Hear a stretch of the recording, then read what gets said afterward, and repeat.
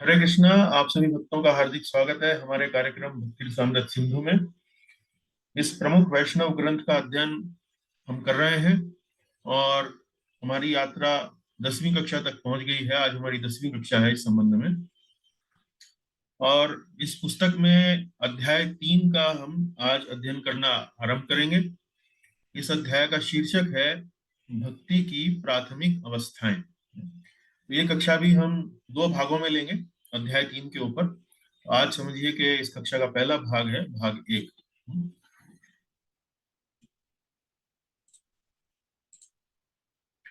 आरंभ करेंगे मंगलाचरण प्रार्थनाओं से।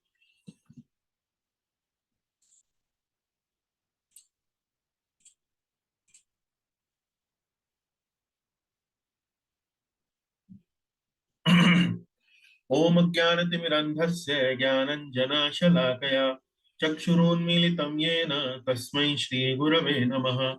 श्रीचैतन्यमनोभीष्टं स्थापितं येन भूतले स्वयं रूपा कदा मह्यं ददाति स्वपदान्तिकम्।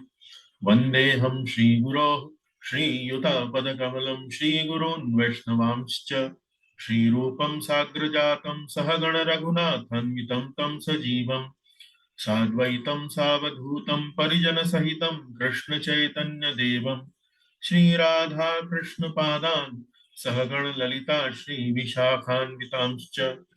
हे कृष्ण करुणा सिंधु दीनबंधो जगत्पते गोपेश गोपिका कांत राधा कांत नमोस्तुते।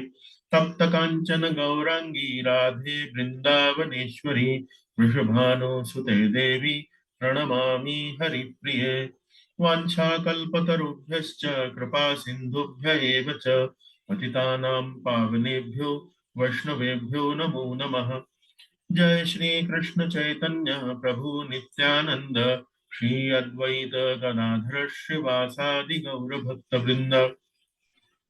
हरे कृष्ण कृष्ण कृष्ण हरे हरे हरे राम राम राम हरे हरे। पुनः आप सभी भक्तों का एक बार फिर से स्वागत। और हम आरंभ करेंगे अपनी पिछली कक्षा के सारांश पर एक बार दृष्टिपात करके। तो पिछली कक्षा जो हमारी 9वीं कक्षा थी उसमें हमने भक्ति रसामृत सिंधु पुस्तक का अध्याय 2 उसका भाग 2 हमने पढ़ा था। उसके अंतर्गत हमने जिन विषयों पर चर्चा करी उस पर संक्षेप में एक बार दृष्टि डालेंगे, फिर आगे बढ़ते हैं। तो मुख्य रूप से पिछली बार की जो कक्षा थी उसमें हमने साधन भक्ति के बारे में चर्चा करी। तो साधन भक्ति के दो प्रकार हैं। साधन भक्ति के दो प्रकार कौन कौन से हैं? पहला प्रकार है वैधी साधन भक्ति और रागानुग साधन भक्ति। तो साधन भक्ति की परिभाषा पर आपको मैं पुनः एक बार याद दिलाना चाहूंगा। साधन भक्ति की परिभाषा क्या थी? साधन भक्ति की परिभाषा थी कि जिसमें हम मन और इंद्रियों को साधन के रूप में प्रयोग करते हैं और उन्हें भक्ति के कार्यों में लगाते हैं। और इसका उद्देश्य क्या होता है? साधन भक्ति का उद्देश्य क्या होता है? साधन भक्ति का उद्देश्य होता है भाव प्राप्त करना, भगवान के लिए अपने हृदय में भाव जागृत करना। और ये भाव क्या है? ये भाव पहले से ही हमारे हृदय में उपस्थित है। हमें मात्र भक्ति की क्रियाओं को करने के बाद ये भाव हमारे हृदय में जागृत हो जाता है। उसके बाद अ, हमने पढ़ा कि वैधी भक्ति और रागानुगा भक्ति में अंतर क्या है। वैधी साधन भक्ति और रागानुगा साधन भक्ति में अंतर क्या है? तो वैधी भक्ति में जो हमारी प्रेरणा का स्रोत होता है, वो विधि विधान होते हैं। विधि विधान ये कहाँ लिखे हैं? या तो शास्त्र हमें ये विधि विधान बताते हैं या हमें अपने गुरुदेवों से या गुरुजनों से हमें ये विधि विधान पता लगते हैं। वास्तव में गुरुजन भी जो विधि विधान बताते हैं वो शास्त्रों में ही से देखकर हमको बताते हैं, शास्त्रों से ही वो हमें बताते हैं। तो वैदिक भक्ति में प्रेरणा का स्रोत जो है वो क्या है? या तो शास्त्र है या गुरु है, यानी कि बाहर, हमारे हमारे से बाहर है। रागानुगा भक्ति में प्रेरणा का स्रोत क्या होता है? भीतरी होता है। तो काफी समय तक साधन भक्ति करते करते या वैधि भक्ति करते करते हमारा एक स्वतः आकर्षण जो है वो उत्पन्न हो जाता है हमारे भीतर। और अब हमें इस बात की प्रेरणा की आवश्यकता नहीं रहती कि भाई ये जो विधि विधान है ये शास्त्रों में लिखे हैं इसलिए हमें करने हैं। ये हम उसलिए करना आरंभ कर देते हैं क्योंकि ये वास्तव में स्वाभाविक आकर्षण हमारे भीतर अब इनको लेकर उत्पन्न हो चुका है। तो साधन भक्ति दो प्रकार की, वैधि भक्ति और रागानुगा भक्ति। वैधि भक्ति में जो प्रेरणा मिलती है वो शास्त्रों से या गुरुजनों के आदेश से मिलती है, और रागानुगा भक्ति में जो प्रेरणा मिलती है वो हमारे भीतर के आकर्षण से वो हमारे आती है। इसका उदाहरण हमने आपको दिया कि पहले पहले तो जब भक्त कोई नया नया होता है तो वो भक्ति करने के लिए सुबह जल्दी किस लिए उठता है? वो इसलिए उठता है कि भाई शास्त्रों में लिखा है या गुरुजनों का आदेश है। लेकिन फिर उसे लंबे समय तक एक ये कार्य करते करते उसके मन में एक आकर्षण आने लगता है। अब वो स्वतः ही एक तरह से सुबह मंगल आरती के लिए या इस प्रकार के क्रियाकलापों के लिए, नाम जप के लिए सुबह तुरंत ही अपने आप उठने लगता है, स्वाभाविक अपने आप ही उठने लगता है। उसके बाद फिर हमने वैदिक भक्ति की परिभाषा पढ़ी। वैदिक भक्ति की परिभाषा हमने इस तरह से पढ़ी कि वह भक्ति के कार्यकलाप जो स्वाभाविक स्वाद के कारण नहीं होते हैं बल्कि शास्त्रों के तथा गुरु के आदेश के कारण होते हैं। एक बाध्यता उनमें रहती है। बाध्यता मतलब कि भाई ऐसा कहा गया है तो हमें करना है। तो ऐसी अनैच्छिक सेवा वैधि भक्ति कहलाती है। अनैच्छिक, अनैच्छिक मतलब हमारी भीतर की इच्छा नहीं है लेकिन गुरु का आदेश है, शास्त्रों में लिखा है तो हमें करना है, तो उसको हम वैधि भक्ति कहते हैं। तो ये वैधि भक्ति की परिभाषा हुई। उसके बाद हम आगे चले। हमने फिर वैदिक भक्ति की परिभाषा का प्रमाण देखा कि ये प्रमाण कहाँ दिया गया है। हमने देखा कि श्रीमद् भागवतम के दूसरे स्कंद के पहले अध्याय का 5वां श्लोक, तस्मात् भारत सर्वात्मा भगवान ईश्वरो हरि श्रोतव्य कीर्तितव्यश्च स्मर्तव्यश्चेच्यता भयम। सुखदेव गोस्वामी परीक्षित महाराज से कह रहे हैं कि हे परीक्षित महाराज, यदि आपको अपने जीवन में हर प्रकार के भय से यदि मुक्त होना है तो आपको भगवान हरि की भक्ति में लगना पड़ेगा। और उसके प्रकार क्या है? श्रोतव्य, कीर्तितव्य, स्मर्तव्य। श्रवण, कीर्तन और स्मरण। भगवान की कथाओं का श्रवण, भगवान की कथाओं का कीर्तन, और फिर जब हम श्रवण कीर्तन करेंगे तो स्मरण स्वाभाविक ही भगवान का हमारे मन में बना रहेगा। उसके बाद आगे चले हम। चूंकि अब चर्चा जो हो रही है शास्त्रों के विधि विधान के बारे में हो रही है, और शास्त्रों में तो अनेक विधि विधान लिखे हैं, अनेक नियम लिखे हैं, अनेक बातें लिखी हैं कि क्या करना चाहिए क्या नहीं करना चाहिए। तो उस बात को समझने के लिए कि भाई ये जो विधि विधान है इतने सारे, उनमें से दो जो विधि विधान है वो वास्तव में प्रमुख है। वो विधि विधान कौन से प्रमुख है? तो उस बारे में हमने चर्चा करी कि वैदिक भक्ति का पालन करने वालों को यह ध्यान रखना चाहिए कि शास्त्रों में दिए असंख्य नियमों में दो नियम प्रमुख हैं। अन्य जो सभी नियम हैं वे इन दो नियमों के अधीन हैं। अन्य जो सभी नियम हैं वो इन दो नियमों के अधीन है। ये दो नियम कौन से हैं? ये दो नियम है भगवान विष्णु का सदैव स्मरण और भगवान विष्णु को कभी ना भूलना। तो ये विधि है और ये निषेध है।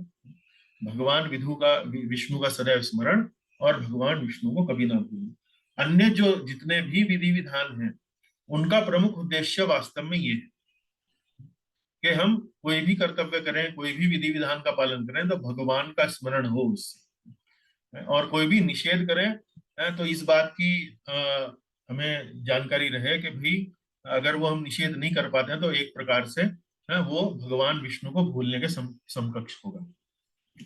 उसके बाद इन नियमों का पालन सबको करना चाहिए, चाहे वह वर्ण व्यवस्था के भीतर है अथवा बाहर। तो ये वर्ण व्यवस्था क्या है? वर्ण आश्रम, 4 वर्ण है, 4 आश्रम है। 4 वर्ण कौन से हैं? ब्राह्मण, क्षत्रिय, वैश्य, शूद्र। आश्रम कौन से हैं? ब्रह्मचारी, गृहस्थ, वानप्रस्थ और संन्यास। और हमारे शास्त्रों में हर वर्ण का और हर आश्रम के अनेक अनेक विधि विधान दिए गए हैं। ब्राह्मण को ऐसे करना चाहिए, ब्राह्मण को ऐसे करना चाहिए, क्षत्रिय के लिए ये कर्तव्य है, एक वैश्य के लिए ये कर्तव्य है, एक शूद्र के लिए कर्तव्य है। सबके अलग अलग कर्तव्य बताए गए हैं। इसी प्रकार से आश्रम व्यवस्था में भी अलग अलग कर्तव्य बताए हैं। ब्रह्मचारी के अलग कर्तव्य हैं, गृहस्थ के अलग कर्तव्य हैं, वानप्रस्थी के अलग कर्तव्य हैं, सन्यासी के अलग कर्तव्य हैं। सबके अलग अलग कर्तव्य हैं। जो कर्तव्य गृहस्थ के हैं वो वानप्रस्थी पर लागू नहीं होते हैं, या वो सन्यासी पर लागू नहीं होते हैं। जो सन्यासी पर लागू होते हैं वो गृहस्थ पर लागू नहीं होते हैं। सन्यासी स्त्री संग उसके लिए निषेध है, वानप्रस्थ कर सकता है। तो इस प्रकार से सबके अलग अलग कर्तव्य हैं। परंतु हाँ, हमने क्या बताया, जितने भी ये नियम हैं, जितने भी ये कर्तव्य पालनों के ये जो नियम हैं, इनमें दो बातें प्रमुख हैं। क्या? भगवान विष्णु का सदैव स्मरण करना, भगवान विष्णु को कभी ना भूलना। एक सन्यासी भी जो अपने कर्तव्यों का पालन करेगा तो मुख्य रूप से उसका उद्देश्य क्या रहेगा? अंततोगत्वा भगवान विष्णु का स्मरण और भगवान विष्णु को कभी ना भूलना। इसी प्रकार से एक क्षत्रिय अपने कर्तव्य का पालन करेगा। क्षत्रिय का कर्तव्य क्या है? समाज में शांति व्यवस्था बनाए रखने के लिए वो एक एक प्रकार से राजा का या इस प्रकार का कार्य करता है, या राजा के प्रतिनिधि का कार्य करता है। उसी प्रकार से क्षत्रिय का एक कार्य ये भी है कि समाज को सुरक्षा प्रदान करने के लिए एक सैनिक के रूप में कार्य करता है। तो क्षत्रिय भी मान लीजिए सैनिक के रूप में कार्य कर रहा है, तो अंततोगत्वा उसका उद्देश्य क्या होना चाहिए? भगवान विष्णु का स्मरण, और भगवान विष्णु को वो कभी ना भूले। तो इस तरह से हमने इस बात पर चर्चा करी। उसके बाद ये हमने बिंदु अभी भी चर्चा करा, वर्ण व्यवस्था में बताए गए कर्तव्यों का पालन अवश्य करें, किंतु यह ना भूलें कि हमारा कर्तव्य पालन तभी पूर्ण कहलाएगा जब उस कर्तव्य पालन से हम भगवान को प्रसन्न कर पाएंगे। कि क्षत्रिय का कर्म तो हमने कर लिया, लेकिन क्या वास्तव में भगवान उससे प्रसन्न हुए? क्या इस भावना से वो कर्म किया गया, या सिर्फ लीपापोती करने के उद्देश्य से वो कर्तव्य का निर्वाह किया गया? तो भगवान प्रसन्न करना ही वास्तव में हर कर्तव्य पालन का उद्देश्य है। तो ये दो नियम यदि हमारे जीवन में प्रमुख रहेंगे तो एक प्रकार से हम विधि विधानों का सही मायने में पालन कर रहे हैं। और फिर हमने चर्चा करी कि वैदिक भक्ति के परिणाम क्या होते हैं। वैदिक भक्ति के परिणामों में हमने देखा कि ये बताया गया है कि वैदिक भक्ति करने से व्यक्ति इस जगत में भी और परलोक में भी सुख पूर्वक जीवन उसको उसका सुख जीवन जो है सुख पूर्वक बीतता है। दूसरा, वैदिक भक्ति का दूसरा परिणाम अंततोगत्वा शुद्ध प्रेमा भक्ति की प्राप्ति होती है, भगवान की शुद्ध प्रेमा भक्ति की पद की प्राप्ति होती है। तो इस प्रकार से हमने ये पिछली कक्षा में इन सभी बातों के ऊपर चर्चा करी। अब हम अध्याय 2 का जो सारांश है, अभी कुल मिलाकर अध्याय 2 को हमने दो भागों में हमने प्रस्तुत किया। कुल मिलाकर अध्याय 2 किस तरह से हम चर्चा कर सकते हैं? शुद्ध भक्ति। तो शुद्ध भक्ति की हमने प्रकार पढ़े। शुद्ध भक्ति कितने प्रकार की? साधन भक्ति, भाव भक्ति और प्रेम भक्ति। साधन भक्ति में हमने क्या पढ़ा? साधन भक्ति की परिभाषा पढ़ी। साधन भक्ति की परिभाषा हमने क्या पढ़ी? साधन भक्ति की हमने परिभाषा क्या पढ़ी? कौन बता सकते हैं कक्षा में? बता सकते हैं साधन भक्ति की परिभाषा हमने क्या पढ़ी? आप में से कोई बता सकते हैं? अभी अभी चर्चा भी करी हमने। देखना चाहते हैं कि लोग बाग कितना जागरूक है हमारी कक्षा में। प्रभु जी, इंद्रिय साधन। और मन से जो सेवा की जाती है। अरे वाह माधव प्रभु जी, बहुत बहुत स्वागत है आपका। बहुत सुंदर, आपने तो पकड़ लिया बात को, बहुत बढ़िया। और साधन भक्ति का उद्देश्य क्या होता है? साधन भक्ति का उद्देश्य क्या होता है? कौन बता सकते हैं? प्रेमा भक्ति प्राप्त करना प्रभु जी। भाव भक्ति का। हाँ, भाव भक्ति प्राप्त करना, भाव भक्ति, बहुत सुंदर। तो साधन भक्ति का उद्देश्य क्या है? भाव प्राप्त करना, भाव भगवान के लिए भाव जागृत करना। ठीक है। उसके बाद फिर हमने क्या पढ़ा? उसके बाद हमने पढ़ा कि साधन भक्ति कितने प्रकार की होती है? वैधि साधन भक्ति और रागानुगा साधन भक्ति। तो वैधि भक्ति और रागानुगा साधन भक्ति में क्या अंतर है? कौन बता सकते हैं? वैधि भक्ति और रागानुगा साधन भक्ति में क्या अंतर है? कौन बता सकते हैं? प्रभु जी, वैदिक भक्ति में जो हमें गुरु के द्वारा, जैसे जैसे आप हमें बता रहे हैं कि ऐसे ऐसे पूजा पाठ करो, हाँ चलिए। और मतलब रागानुगा प्रेरणा भक्ति बाहर में? से आती है वैदिक में। हाँ, वैधि में प्रेरणा बाहर से, और साधन रागानुगा भक्ति में प्रेरणा कहाँ से आती है? स्वाभाविक आकर्षण, रागानुगा मतलब भक्ति भगवान में को देख के स्वाभाविक जैसे। आकर्षण। हाँ, स्वाभाविक आकर्षण, बहुत सुंदर। अच्छा चलिए, तो वैधि वैधि साधन भक्ति की परिभाषा क्या होगी? वैधि साधन भक्ति की परिभाषा क्या होगी? मैंने आपको क्या सूत्र बताया था? वैधि साधन मतलब परिभाषा के नाम में ही उसका परिभाषा का हिंट छुपा हुआ है। हाँ, What वैधि। हाँ बताइए। according to rules and regulations, whatever हाँ, scripture. According to rules and regulation. तो वैधि शब्द कहाँ से आया? वैधि शब्द आया विधि विधान से। तो जो भक्ति विधि विधानों का पालन करते हुए की जाती है, जिसमें कोई बाहरी आकर्षण नहीं रहता है या भीतरी आकर्षण नहीं रहता है, उसे वैधि साधन भक्ति बोलते हैं। तो ये भी इंद्रियों द्वारा ही की जाती है। साधन लगाए ना शब्द, ये भी इंद्रियों द्वारा ही की जाती है। और दो कौन से प्रमुख नियम हमने बताए इसमें? दो प्रमुख नियम कौन से बताए? वैधि साधन भक्ति में दो नियम प्रमुख हैं। बाकी नियम तो ठीक है, बहुत सारे हैं, लेकिन दो नियम प्रमुख कौन से हैं? प्रभु जी, क्या भगवान चाहिए? विष्णु को सदैव याद रखो, हाँ, और दूसरा और कभी ना भूलना। कभी ना भूलना और, भगवान को। और कभी ना भूलना। चलिए, तो देखिए इस तरह से आप जैसे ये धीरे धीरे करके छोटी छोटी चीजें याद करते रहेंगे तो आपको कभी भी तकलीफ नहीं होगी, कभी भी दिक्कत नहीं आएगी। हम कोशिश करेंगे कि इस प्रकार का रिवीजन हर कक्षा में छोटा सा करा दें ताकि आप। प्रभु जी क्या बोला था, मुझे सुनाई नहीं दिया लास्ट वाला। हाँ, भगवान विष्णु को सदैव स्मरण करना और ओ, उन्हें कभी ना भूलना। अच्छा ठीक। तो ये दो नियम प्रमुख हैं। आप कोई भी नियम का पालन करें। आप जैसे हम चार नियम बताते हैं कि कोई भी जैसे शराब शराब ना पीना, नशा ना करना, मांसाहार ना करना। तो ये नियमों का पालन का उद्देश्य वास्तव में क्या है? भगवान विष्णु को कभी ना भूलना है, भगवान विष्णु का सदैव स्मरण करना। तो ये भावना जो है कि हर नियम जो है वास्तव में अंततोगत्वा भगवान का स्मरण हमारे भीतर बढ़ाए, इस उद्देश्य से वो करना चाहिए। मान लीजिए आप किसी पार्टी में गए हैं, उसमें किसी ने आपसे कहा कि जी आप ये भोजन खा लीजिए, इसमें प्याज लहसुन भी है, लेकिन तो आपको ध्यान रहना चाहिए कि यदि मैं वो भोजन खाऊंगी या यदि मैं वो भोजन खाऊंगा तो ये किसके बराबर होगा? ये बराबर होगा इस बात के कि आप भगवान को भूल गई या आप भगवान को भूल गए। तो हमें ऐसा करना नहीं है। हमें यदि भक्ति का पालन करना है तो हमें भगवान को कभी नहीं भूलना है और भगवान को सदैव स्मरण बना के रखना है। मान लीजिए आपने कोई अपने ऑफिस में कोई आपका कर्तव्य, किसी ने आपको आपका कर्तव्य करने के लिए कहा, आपने वो कर्तव्य करना है किस भावना से कि इससे भगवान प्रसन्न होंगे। तो ये दो नियम जो है प्रमुख। ठीक है, समझ में आती है जी बात?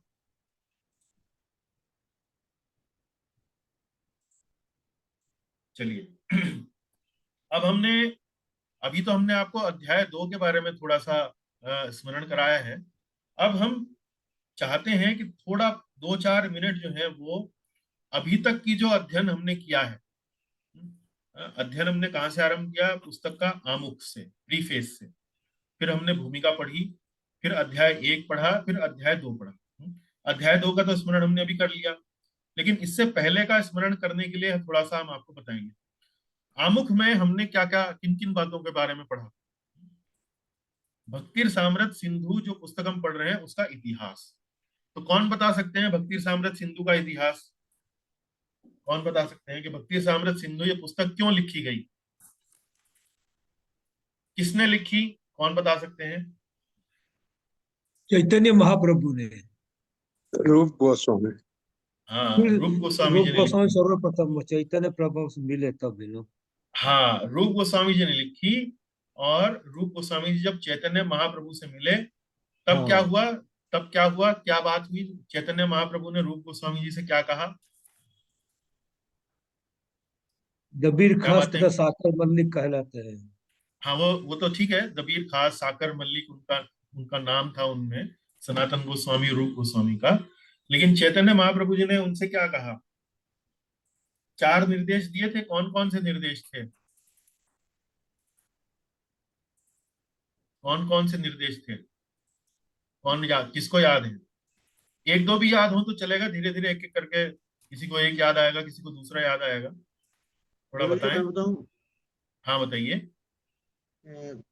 विशेषतः वृंदावन भगवद के गीता तथा जो वृंदावन के जो अ, अ, लुप्त स्थान थे उनकी खोज करना, हाँ, भगवान की लीला स्थलियों की खोज करना। लीला स्थलियों की खोज करना, बहुत सुंदर। दूसरा? और अ,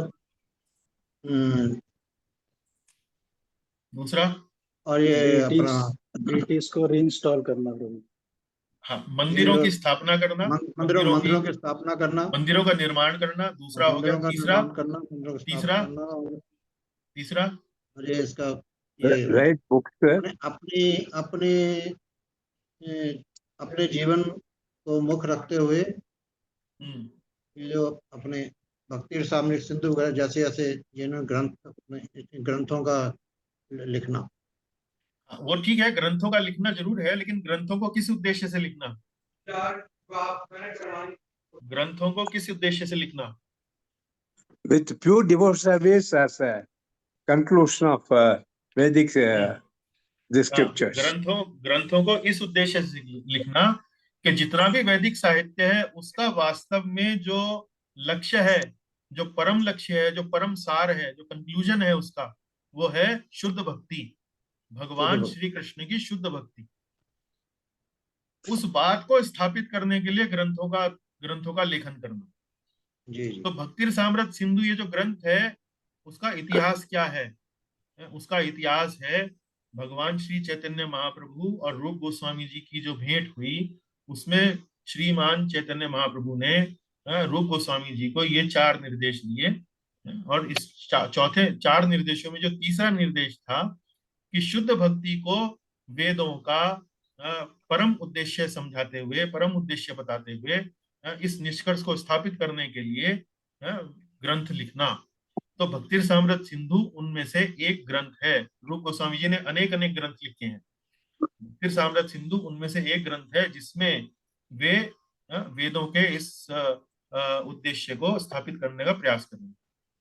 फिर हमने रूप गोस्वामी जी की संक्षिप्त जीवनी पढ़ी, जीवनी पढ़ी कि ये इतने भाई थे, सनातन गोस्वामी, रूप गोस्वामी, इस तरह से ये अनेक अनेक भाई थे। और उसके बाद फिर कैसे ये नवाब हुसैन शाह के दरबार में इनको मंत्री बनाया गया, फिर कैसे ये वहां से गए, कैसे फिर ये चैतन्य महाप्रभु जी से मिले, फिर चैतन्य महाप्रभु जी ने इनको उपदेश दिए कि ये 4 मेरे उद्देश्य हैं, इनकी पूर्ति करो। फिर ये वृंदावन आए, वृंदावन आके इन्होंने ये ग्रंथ लिखे। तो ये हमने आमुख में पढ़ा। तो ये बात याद रहेगी।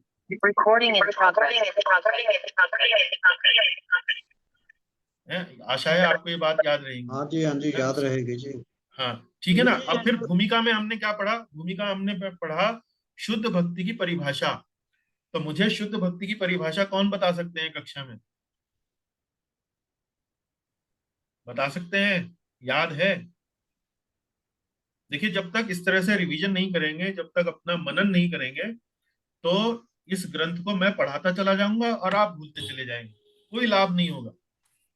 मान के चलिए कोई लाभ नहीं होगा। केवल श्रम एव ही केवलम, श्रम एव ही केवलम। 1 घंटा आते हैं, सुनते हैं, फिर चले जाते हैं। थोड़ा मनन करें। हाँ जी, शुद्ध भक्ति की परिभाषा बताएं प्रभु जी। आज्ञा तो गुरु जी की। हाँ बताइए ना। Total surrender to the holy feet of Shri प्रभु कृष्ण। जी सुनिए, देखिए, हम अध्ययन कर रहे हैं पुस्तक का। पुस्तक के आधार पर जो पढ़ाया गया है उसके अनुसार बताएं, अपने मन के अनुसार मत बताएं। जी प्रभु जी, जी गुरु जी। हाँ, Transcend all the 3 modes of material. ऐसा कार्य जो श्री कृष्ण की प्रसन्नता की भावना से अनुकूल मनोवृत्ति हाँ, से किया जाए शुद्ध भक्ति कहलाता है। हाँ, जो भगवान श्री कृष्ण के लिए किया जाए, अनुकूल भाव से किया जाए। अनुकूलेन कृष्ण अनुशीलनम भक्ति उत्तमा। तो तन्वी जी के लिए ताली बजाएं आप, अपने अपने स्थान पर बैठ के आप तन्वी जी के लिए ताली बजाएं। उन्होंने लिखा हुआ था, आपने लिखा। हाँ नहीं ठीक है, लिखा हुआ था, लेकिन बताया तो सही है आपने, पढ़ा उसको, बताया, तो ये प्रसन्नता की बात है। अच्छा, इसमें शुद्ध भक्ति की परिभाषा में 2-3 बातें और हैं। अन्याभिलाषिता शून्यम, वहां से वो जो पंक्ति से जो 2-3 बातें हैं, वो कौन बता सकते हैं? ज्ञान कर्मादि अनावर्तम। हाँ, जीवन प्रभु रुकिए, अभी आप रुकिए, मुझे मालूम है कि आपको मालूम है। मैं बाकी कक्षा को थोड़ा सा आज हिलाना चाहता हूँ, झकझोड़ना चाहता हूँ। I am sorry, Prabhu. I am sorry. नहीं, नो प्रॉब्लम जी। हाँ प्रभु जी, शुद्ध हाँ माता भक्ति, जी। शुद्ध भक्ति सकाम कर्मों तथा दार्शनिक चिंतनों से सर्वथा मुक्त होती है।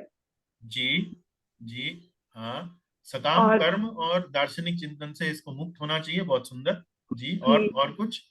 कांक्षाएं और सकाम कर्म तथा दार्शनिक चिंतन और अनुशीलित होती है द्वारा देखिए, होती हाँ तो अन्य अभिलाषिता शून्यम, अन्य जी, अभिलाषा मतलब अन्य भौतिक अभिलाषाएं जो है वो शून्य होनी चाहिए, जी, केवल भगवान कृष्ण के लिए की जानी चाहिए, उनकी प्रसन्नता के लिए की जानी चाहिए। तो और फिर ज्ञान कर्म आदि अनावृतम, ज्ञान और कर्म से ढकी हुई ना होनी चाहिए। अनावृतम, आवरण मतलब ढकना है। जी, भक्ति में भी हम ज्ञान लेते हैं, लेकिन हम निर्विशेष ब्रह्म के ज्ञान पर ध्यान नहीं देते, वो हमारा उद्देश्य नहीं है।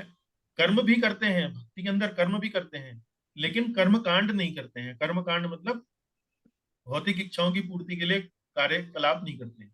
तो शुद्ध भक्ति की परिभाषा है, मैं अगली कक्षा में फिर पूछने वाला हूँ, तो याद करके आइएगा। अभी कुछ भक्तों ने बताया है, अगली बार और भक्तों को भी ये परिभाषाएं याद होनी चाहिए। अच्छा, शुद्ध भक्ति की 6 विशेषताएं, अध्याय 1 में हमने पढ़ा शुद्ध भक्ति की 6 विशेषताएं, वो कौन कौन सी है? पहली विशेषता कौन सी है? क्लेश अग्नि। क्लेश अग्नि, ये किसने बोला? निधि माता जी, जी। बहुत सुंदर माता जी, क्लेश अग्नि। दूसरी विशेषता शुभदा। शुभदा। शुभदा, हाँ जी बहुत सुंदर। तीसरी, मोक्ष लघुता कृत। हाँ लगता है आप पुस्तक खोल के बैठी हैं। नहीं तो मुझे यही याद है, आपने बोला था कि याद कर लेना तो कर याद लिया। है तो चलिए, फिर आपके लिए भी मैं सबसे कहूंगा ताली बजाए निधि माता जी। मोक्ष लघुता कृत, बहुत सुंदर। चौथी बताएं। सुदुर्लभा। सुदुर्लभा, बहुत सुंदर। सांद्रानंद विशेषात्मा और श्री सांद्रानंद कृष्ण विशेषात्मा, आकर्षण। श्री कृष्ण आकर्षणी, है ना। तो 6 विशेषताएं ये याद होनी चाहिए, मन में बैठी रहनी चाहिए। अगर याद ना हो, छोटे से कागज पे लिख लें, मनन करें, ध्यान रखें। अगली कक्षा में मैं हर विशेषता की एक एक गुण जो है मैं पूछूंगा आपसे। तो अभी आज के लिए फिलहाल इतना ही। तो अध्याय 2 का तो चिंतन हम कर ही चुके हैं, लेकिन इस तरह से आप देखिए कि ये अभी तक की यात्रा हमारी रही है। 10 कक्षाओं में जो हमने पढ़ा वो 3, 4, 5, 10 मिनट में आप सभी लोगों की सहायता से हमने यहाँ पर उसका स्मरण किया। ठीक है, अब हम आज की कक्षा पर आते हैं। तो इस प्रकार से मैं बीच बीच में आपका थोड़ा सा सरप्राइज टेस्ट वो लेता रहूंगा। चलिए आज हम शुरू करते हैं अध्याय 3, पुस्तक का अध्याय 3। ये पृष्ठ संख्या पेज नंबर 29 से ये अध्याय 3 जो है आरंभ होता है। इसका वास्तव में जो शीर्षक प्रभुपाद जी ने दिया है वो है भक्ति के लिए पात्रता। भक्ति के लिए पात्रता। हमने वास्तव में इस शीर्षक को थोड़ा सा और स्पष्ट किया है, वैधि साधन भक्ति के लिए पात्रता। वैधि साधन भक्ति के लिए पात्रता। अब देखिए हम कितने प्रकार की भक्ति पढ़ चुके हैं। साधन भक्ति, भाव भक्ति, प्रेम भक्ति। साधन भक्ति में भी 2 भक्तियां हैं, वैधि भक्ति और दूसरी कौन सी थी? दूसरी कौन सी थी? रागानुगा। रागानुगा, बहुत सुंदर। साधन भक्ति में भी वैधि भक्ति और रागानुगा है। अब हम यहाँ कौन सी पढ़ रहे हैं? वैधि साधन भक्ति के लिए पात्रता। रागानुगा के लिए नहीं पढ़ रहे हैं, भाव भक्ति के लिए नहीं पढ़ रहे हैं, प्रेमा भक्ति के लिए नहीं पढ़ रहे हैं। किसके लिए पढ़ रहे हैं? वैधि साधन भक्ति के लिए पात्रता। पात्रता मतलब क्या? Qualification, eligibility. एलिजिबिलिटी समझते हैं ना? मान लीजिए आप किसी विद्यालय में एडमिशन लेने के लिए जाएं, मान लीजिए किसी विद्यालय में 10वीं कक्षा में आप एडमिशन लेने के लिए जाएं, तो आप से प्रिंसिपल साहब कहेंगे कि जी देखिए 10वीं कक्षा में यदि आपको आपके बालक के लिए एडमिशन चाहिए तो ये चीजें उसके पास होनी चाहिए। 9वीं कक्षा पास करी होनी चाहिए, 9वीं कक्षा में उसके कम से कम 60% अंक आए होने चाहिए, अंग्रेजी उसको अच्छी आनी चाहिए, इत्यादि इत्यादि। मान लीजिए आप किसी अंग्रेजी माध्यम के स्कूल में जाएं तो वो बताएगा कि जी अंग्रेजी भी उसको अच्छी आनी चाहिए, तभी हमारे स्कूल में एडमिशन मिल सकेगा। तो इसलिए वैधि साधन भक्ति के लिए पात्रता, भाई क्वालिफाई कौन करता है, कौन इसके लिए एलिजिबल है, कौन इसके लिए पात्र है, तो उसको थोड़ा सा इस स्लाइड में समझाने का प्रयास किया गया। देखिए मुख्य रूप से ये बात समझने का प्रयास कीजिए कि भक्ति अपने आप में एक स्वतंत्र प्रक्रिया है। भक्ति अपने आप में एक स्वतंत्र प्रक्रिया है। इस बात से क्या मतलब है कि भक्ति स्वतंत्र प्रक्रिया है? कौन बता सकते हैं स्वतंत्र से क्या मतलब है? स्वतंत्र का क्या मतलब होता है? स्वतंत्र शब्द से क्या आशय है? इंडिपेंडेंट। डिपेंडेंट नहीं है प्रभु। हाँ, इंडिपेंडेंट तो अंग्रेजी में अनुवाद कर दिया। इसका दूसरे तरीके से ये मतलब निकाल सकते हैं कि किसी अन्य के ऊपर आश्रित नहीं है, किसी अन्य के ऊपर डिपेंडेंट नहीं है। ये समझ में आती है बात? इसका मतलब क्या कि भक्ति वास्तव में अपने आप में एक ऐसी प्रक्रिया है जो पूर्ण है, इसको किसी अन्य प्रक्रिया के ऊपर आश्रित नहीं होती है। इसका अर्थ क्या है? इसका अर्थ यह है, वैधि साधन भक्ति के लिए पूर्व पात्रता की आवश्यकता नहीं होती है। मान लीजिए कोई व्यक्ति ऐसे स्कूल में जा रहा है, जो ऐसे एडमिशन लेने जा रहा है 10वीं कक्षा में, और प्रिंसिपल साहब कहें कि जी आपका बालक जो है वो पहली क्लास पढ़ा हो, चाहे दूसरी क्लास पढ़ा हो, चाहे 9वीं क्लास पढ़ा हो, चाहे नर्सरी क्लास पढ़ा हो, चाहे नर्सरी नहीं भी पढ़ा हो, कुछ भी ना करा हो, लेकिन आपको हमारे स्कूल में 10वीं क्लास में एडमिशन मिल जाएगा, तो आपको ऐसे स्कूल में, ऐसा स्कूल बढ़िया है कि नहीं है? एक कोई मतलब पिछली क्लास का किसी का कोई अनुभव ना हो, कुछ ना हो, फिर भी आपको एडमिशन मिल जाएगा। तो वही वैधि साधन भक्ति के हिसाब के लिए पात्रता है। वैधि साधन भक्ति के लिए पूर्व पात्रता की आवश्यकता नहीं होती है। ऐसा नहीं है कि जी आपने इतने साल इतने नामों का जप किया हो, या आपने 10 साल तक आपने मांसाहार ना करा हो, या कोई नशा ना करा हो, या कोई जुआ ना खेला हो। आप या तो जुआरी हैं, नशेड़ी हैं, मांस खाते हैं, सिगरेट पीते हैं, कुछ भी आप करते हैं, आप साधन भक्ति कर सकते हैं। वो बात अलग है कि साधन भक्ति में धीरे धीरे जैसे जैसे आप आगे प्रगति करेंगे, तो वो आप साधन भक्ति में आपको प्रेरणा मिलेगी कि भाई मैं ये भी छोड़ दूं, मैं वो भी छोड़ दूं, इस प्रकार से वो प्रेरणा मिले। लेकिन ऐसा नहीं है कि यदि आप आज की तारीख में कोई मांसाहार करते हैं या कोई नशा करते हैं तो आप भगवान के नाम का जप नहीं कर सकते, ये नहीं। धीरे धीरे वो भक्ति धीरे धीरे जैसे जैसे आप करेंगे, वो धीरे धीरे भगवान आपको भीतर से प्रेरणा देंगे और आप छोड़ते चले जाएंगे।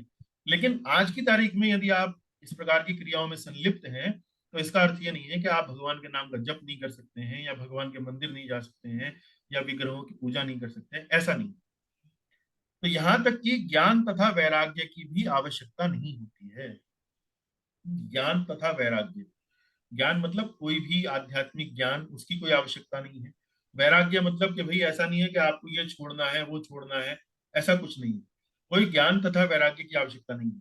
आवश्यकता किस बात की है? श्री कृष्ण के प्रति अविचल आकर्षण ही एकमात्र पात्रता आवश्यक है। श्री कृष्ण के प्रति अविचल आकर्षण ही एकमात्र पात्रता आवश्यक है। अर्थात क्या? इसका अर्थ क्या?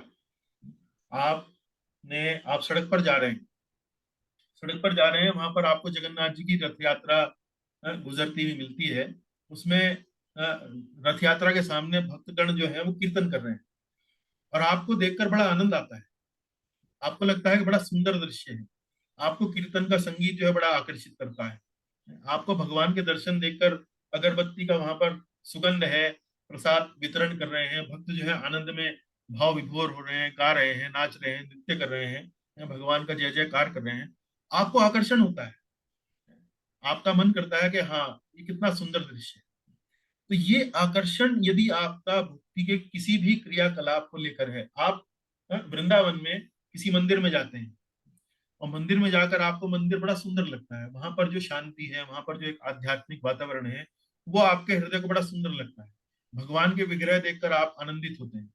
आनंद का ऐसा मतलब नहीं है कि आपके आंखों से अश्रु बह रहे हैं, या आपके बाल जो है वो आपके शरीर पर खड़े हो गए हैं, या आपकी आवाज जो है कपाने लगी। ऐसा मैं कोई बहुत जिसे कहते हैं कि एडवांस स्टेज की बात नहीं कर रहा हूँ। थोड़ा सा आकर्षण, थोड़ा सा एक प्रकार से उसके प्रति सकारात्मक रुझान, यदि उस प्रकार का आपका थोड़ा सा भी रुझान है, थोड़ा सा भी आकर्षण है, तो आप वैधि साधन भक्ति करने के लिए पात्र हैं। बहुत बहुत बधाई हो, आप वैधि साधन भक्ति करने के पात्र हैं। आपको वैधि साधन भक्ति के स्कूल में एडमिशन मिल सकता है। ये इसका मुख्य रूप से इसका स्लाइड का उद्देश्य है। अब हम आगे चलेंगे। तो जैसे कि मैंने आपको बताया, इस अध्याय का शीर्षक क्या है? भक्ति के लिए पात्रता।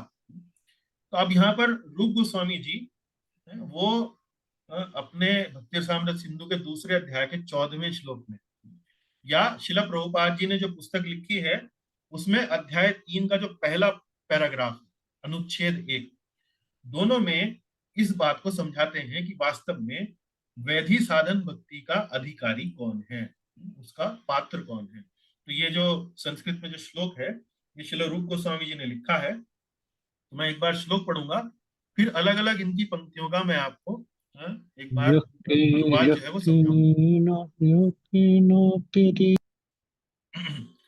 देखिए ये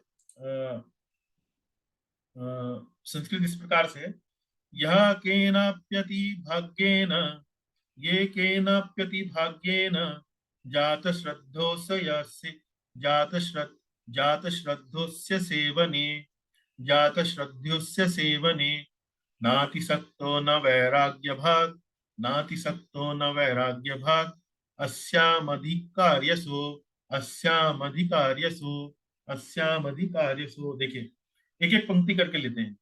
यह केनाप्यति भाग्येन, ये जो यहाँ पर भाग्येन लिखा है ये वास्तव में भाग्येन है। भा के आगे आ का जो एक डंडा लगाते हैं हम लोग, भाग्येन। यह केनाप्यति भाग्येन, किसी बड़े भाग्य से यदि किसी व्यक्ति की, यह केनापि अति भाग्येन, अति भाग्येन, अति भाग्येन मतलब बड़ा भाग है, बड़ा सौभाग्य है, बहुत फॉर्चुनेट है, बहुत लकी है, बहुत बड़ा सौभाग्य है इस व्यक्ति का। किसी बड़े भाग्य से यदि किसी व्यक्ति की जात श्रद्धोस्य सेवने, भगवान की सेवा में श्रद्धा है, भगवान की सेवा में श्रद्धा है, यदि किसी बड़े भाग्य से किसी व्यक्ति की भगवान की सेवा में श्रद्धा है, न अतिसक्तो न वैराग्य भाग, वह व्यक्ति ना तो इस जगत से बहुत अधिक आसक्त है एवं ना बहुत अधिक अनासक्त है। वह व्यक्ति ना तो इस जगत से बहुत अधिक आसक्त है और ना बहुत अधिक अनासक्त है। अस्यामधि कार्यसो, ऐसा व्यक्ति वैधि भक्ति के लिए योग्य पात्र है, ऐसा व्यक्ति वैधि भक्ति के लिए योग्य पात्र है। तो अब देखिए क्या परिभाषा में क्या बातें बताई गई हैं कि वास्तव में भगवान के प्रति आकर्षण, भगवान के प्रति सेवा में श्रद्धा थोड़ी सी भी है। और ये श्रद्धा कहाँ से आती है? कोई किसी का बड़ा भाग्य होता है, कोई भाग्यशाली किसी ना किसी कारण से वो भाग्य उसका उत्पन्न हो जाता है। कैसे? देखिए उस बात को यहाँ पर यहाँ नीचे की पंक्तियों में देखिए समझाया गया है। अति भाग्य का अर्थ क्या है? यह केनापि अति भाग्येन, तो अति भाग्य शब्द का क्या अर्थ है यहाँ पर? महाभागवतों के सानिध्य से उत्पन्न विशिष्ट संस्कार। ये संस्कार वास्तव में, संस्कार शब्द क्या होता है? संस्कार शब्द का अर्थ क्या होता है? संस्कार शब्द का अर्थ होता है कि हमारे मानस पटल पर कुछ ऐसी स्मृतियां, हमारे मानस पटल पर कुछ ऐसी याद जो है अंकित हो जाती है, जो वास्तव में हमारे जीवन में एक लंबे समय तक चलती है। तो महाभागवतों के सानिध्य से उत्पन्न विशिष्ट संस्कार, अर्थात कोई बहुत पहुंचा हुआ साधु है, कोई बहुत पहुंचा हुआ महाभागवत भक्त है भगवान का, आपको उसका दर्शन करने का सौभाग्य प्राप्त हुआ, आपको उसका संभवतः कोई छोटी मोटी सेवा करने का सौभाग्य प्राप्त हुआ। कोई भक्त आए, किसी ने कहा कि जी वो महाराज की जो चप्पलें हैं वो उठाकर थोड़ा सा यहाँ से यहाँ कर दीजिए, छोटी सी सेवा। या महाराज आए, महाराज का डंडा जो है, जो उनका हाथ में जो दंड लेते हैं, बोले थोड़ी देर के लिए आप पकड़ लीजिए। या महाराज के हाथ में कोई पुस्तक है कि महाराज को थोड़ा सा सरल हो जाएगा, आप उनकी थोड़ा पुस्तक पढ़ लीजिए। या महाराज को थोड़ा सा पंखा झल दीजिए। या महाराज आ रहे हैं, आज ये मंदिर की थोड़ी सफाई कर दीजिए। तो किसी थोड़े छोटे मोटे भाग्य से किसी महाभागवत भक्त की आप यदि सेवा करते हैं, या आपको उनका सानिध्य मिलता है, आपको उनका संग मिलता है, उससे आपके हृदय के अंदर जाने अनजाने एक संस्कार जो है उत्पन्न हो जाता है। एक मानस पटल पर एक स्मृति, एक संस्कार जो है उत्पन्न हो जाता है। तो ऐसे किसी बड़े भाग्य से कभी आपने किसी अपने पूर्व जन्म में किया हो, या इस जन्म में आप कर किया हो आपने, उससे आपके मन में भगवान की सेवा के प्रति श्रद्धा जो है वो उत्पन्न हो जाती है। यह केनाप्यति भाग्येन, जात, जात मतलब जन्म लेना, श्रद्धोस्य सेवने, भगवान की सेवा में श्रद्धा उत्पन्न हो जाती है। और दूसरी जो और तीसरी जो योग्यताएं जो है वो किस प्रकार से बताई गई हैं तो ऐसा व्यक्ति जिसके मन में भगवान के प्रति थोड़ी श्रद्धा हो जाए, वो वास्तव में चूंकि उसके पूर्व संस्कार हैं या पूर्व कर्म हैं, पूर्व जन्मों के कर्म हैं, तो वो इस जगत से आसक्ति तो है लेकिन बहुत ज्यादा आसक्ति नहीं है। किसी ना किसी कारण से चूंकि उसके पूर्व जन्म के कुछ कर्म है तो इस जगत के अंदर आया है, तो इस जगत के अंदर उन कर्मों को भोगने के लिए आया है, तो इस जगत से थोड़ी बहुत आसक्ति तो होगी। लेकिन वो ये बात समझने लगता है कि वास्तव में इस जगत में मेरा उद्देश्य ये नहीं है। लेकिन चूंकि पूर्व जन्म के कर्म है तो थोड़ा बहुत आकर्षण जगत के लिए रहता है, तो थोड़ा बहुत आकर्षण ठीक है उसके अंदर, लेकिन बहुत अधिक आसक्त नहीं है। ऐसा नहीं है कि सिर्फ जगत में ही रमा हुआ है, और न ही बहुत अधिक अनासक्त है। तो ना बहुत ज्यादा आसक्त है, ना बहुत अधिक अनासक्त है। न अति आसक्तो न वैराग्य भाग। ना अति आसक्तो, आसक्ति मतलब ना बहुत अधिक आकर्षण है और ना बहुत अधिक वैराग्य है। कुछ एक तरीके से समझ लीजिए बीच के स्तर का व्यक्ति है। तो ऐसा व्यक्ति वैदिक भक्ति के लिए योग्य पात्र है। ऐसा व्यक्ति वैदिक भक्ति के लिए योग्य पात्र है। क्यों? इसको थोड़ा सा समझेंगे। ना अति आसक्तो, यदि इंद्रिय तृप्ति के लिए बहुत अधिक आसक्ति है, इंद्रिय तृप्ति छोड़ ही नहीं सकता है, तो वो तो बेचारा वैदिक भक्ति क्या करेगा? क्योंकि वैदिक भक्ति में क्या है, शास्त्रों के अनुसार नियम पर चलना पड़ता है। अभी हमने परिभाषा देखी। तो अगर कोई व्यक्ति इंद्रिय तृप्ति के लिए प्रति बहुत अधिक आसक्त है, तो वो कहेगा कि भाई मैं तो ये सब शास्त्र वगैरह नहीं कर सकता, मैं तो इंद्रिय तृप्ति मतलब मैं तो सुबह उठना, जल्दी उठना मेरे लिए तो संभव नहीं है। मैं तो चाहूंगा कि मैं तो 9 बजे तक, 10 बजे तक, 11 बजे तक सोता रहूं, मेरी तो नींद पूरी नहीं होती। मुझे तो नहीं समझ में आता कि मुझे सुबह सुबह मंगल आरती में जाकर 4 बजे 5 बजे उठा दिया जाए। लेकिन वैदिक साधन भक्ति, क्योंकि शास्त्रों में कहा है, शास्त्रों में थोड़ी श्रद्धा है, रुचि है, उठता है, करता है। तो आसक्ति जो है वो इतनी अधिक ना हो कि वो वैदिक भक्ति के जो विधि विधान है उनको करने के लिए आगे ही ना बढ़े। तो ना अति आसक्त हो, ना वैराग्य भाग।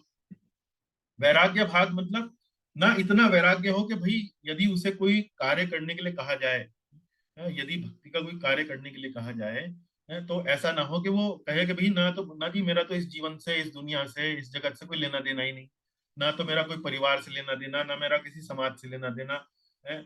और आप तो भक्ति में गीत गायन करते हैं, कीर्तन करते हैं, ना तो ये संगीत वंगीत का क्या क्या मतलब है, मैं तो इस संसार से ही विरक्ति ले चुका हूँ। ना ही बहुत अधिक अनासक्त हो, ना ही बहुत अधिक आसक्त हो, ना बहुत अधिक अनासक्त हो।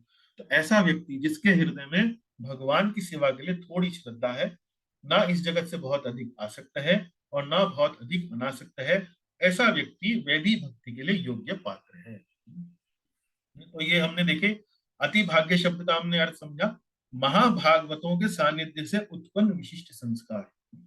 और इसी तरह की बात जो है चैतन्य महाप्रभु जी ने भी अपने ग्रंथ चैतन्य चरितामृत में लिखी है। गुरु कृष्ण प्रसादे पाए भक्ति लता बीज।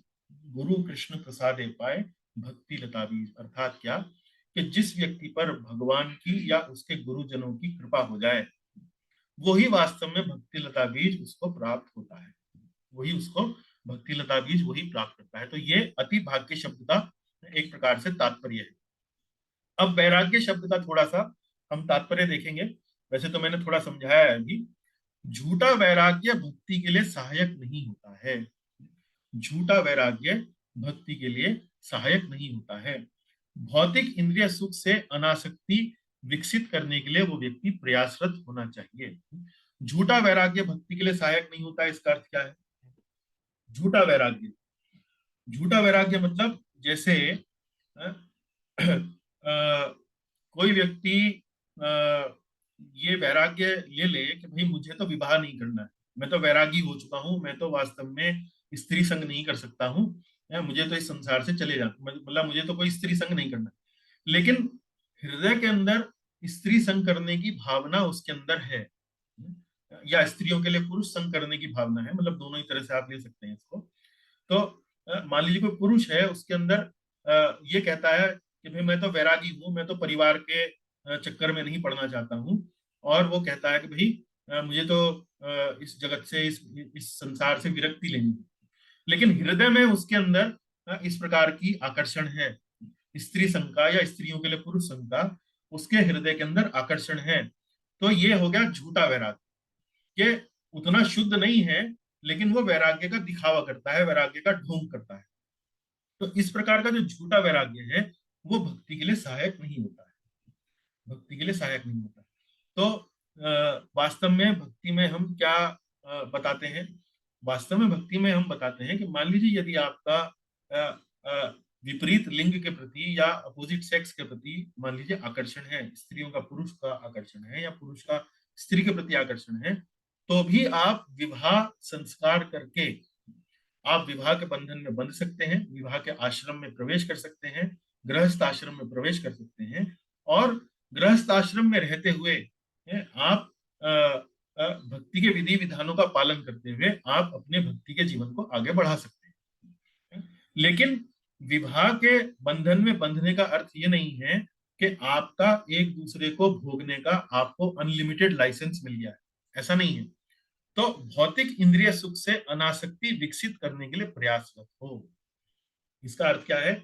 ऐसा नहीं है कि विवाह के बंधन में बंधने के बाद स्त्री पुरुष का और पुरुष स्त्री का जो भोग है वो असीमित रूप से कर सकता है, ऐसा उसको लाइसेंस मिल गया, नहीं। वो इसलिए है क्योंकि आपका आकर्षण है, तो उस आकर्षण को संभालने के लिए, उस आकर्षण का कोई विकृत रूप ना ले ले, वो आपको गृहस्थ आश्रम में आपको प्रवेश करने की अनुमति दी जाती है। लेकिन गृहस्थ आश्रम में रहकर भी आपको उस स्त्री संघ का या उस पुरुष संघ का कोई असीमित आपको एक तरह से भोग नहीं करना है।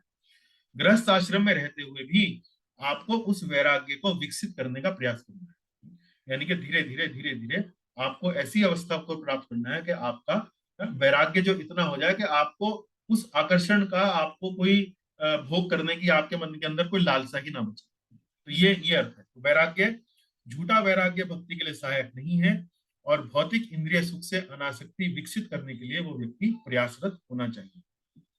तो ये श्रील रूप गोस्वामी जी की परिभाषा है, या यूं समझिए कि उनका एक कथन है कि साधन, वैधि साधन भक्ति के लिए पात्रता क्या है? क्या? भगवान की सेवा के लिए आकर्षण, जगत के लिए ना बहुत ज्यादा आसक्ति हो और ना बहुत ज्यादा वैराग्य हो, कहीं बीच का सा मामला हो। तो ये मोटे मोटे 2-3 बिंदु हैं, इनको ध्यान रखिएगा। अब हम आगे चलते हैं। आगे देखिए, इस बात को थोड़ी सी चर्चा करेंगे, क्या वैराग्य का होना भक्ति के लिए आवश्यक है?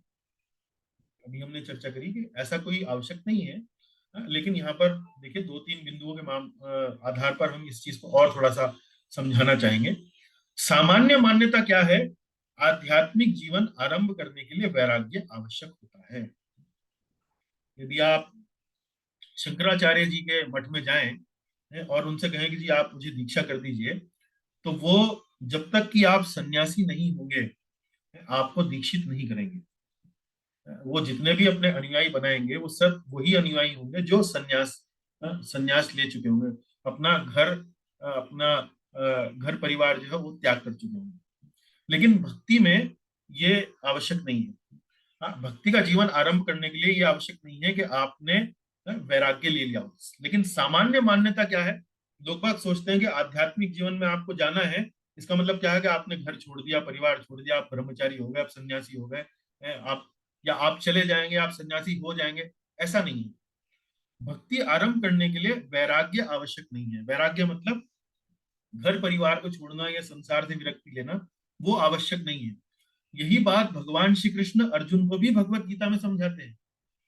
अर्जुन जो है वो युद्ध छोड़कर वन जाना चाहता था, सन्यासी बन जाना चाहता था, वैरागी बन जाना चाहता था, लेकिन भगवान श्री कृष्ण ने कहा कि ये आवश्यक नहीं है, ये आवश्यक नहीं है।